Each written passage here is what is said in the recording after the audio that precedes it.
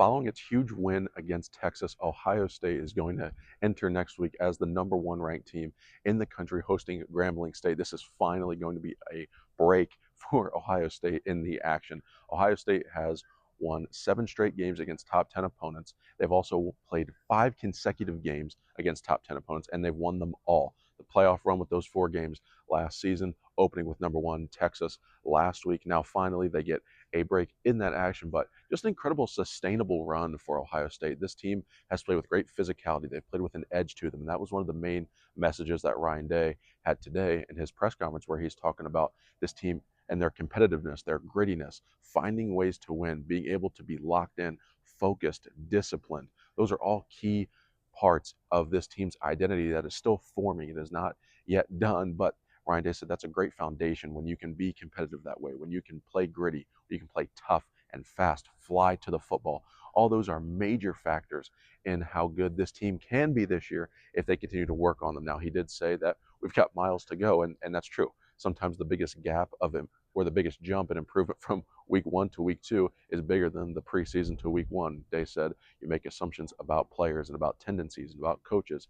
And when you play week 1, you either get proved right or you figure out what's next and how else you can address that player, what they do, their style of play, all of these kinds of things. And it just helps you learn. It helps you grow as a team. It helps you evolve as a coach and scheme and everything else that's coming into play there. But Ohio State is hosting Grambling State this week. Big spread in the game. I expect Ohio State's offense to really be unlocked this week. You're going to see Julian Sayin throw the ball a lot more.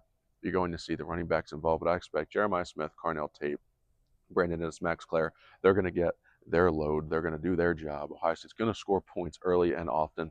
And I think you're going to see Sayin play most of that second half, too. I think they may take him out once he gets to the fourth quarter, but this is a first-time starting quarterback. He's a redshirt freshman. Julian Sayin needs those reps. He needs the in-game reps because this team has to go to Washington in a couple of weeks. That's going to be a really tough road environment for him. So while all this offseason was planning and prepping to get Julian Sayin ready for the Texas game, ready for the limelight, 105,000 fans plus in Ohio Stadium. Yes, they're at home, but it's still a huge atmosphere against a really good defensive front, against an excellent and talented Texas team. Steve Sarkisian does an outstanding job with that group. That was a really vaunted Texas front on defense, and then Ohio State offensive line rose to the occasion, did not allow one sack the entire day. So they kept Julian Sayin's pocket clean. His presence was good. His awareness was great. His processing speed looked really good. And that was all at home. So now what it's going to be about for the rest of this month of September is getting him ready for Washington and that hostile road environment. Whether or not the Huskies are ranked or anything does not matter. That stadium is one of the loudest in the country. So that's going to be the biggest thing for Ohio State and Ryan Day moving forward, is getting Sayin ready for Washington.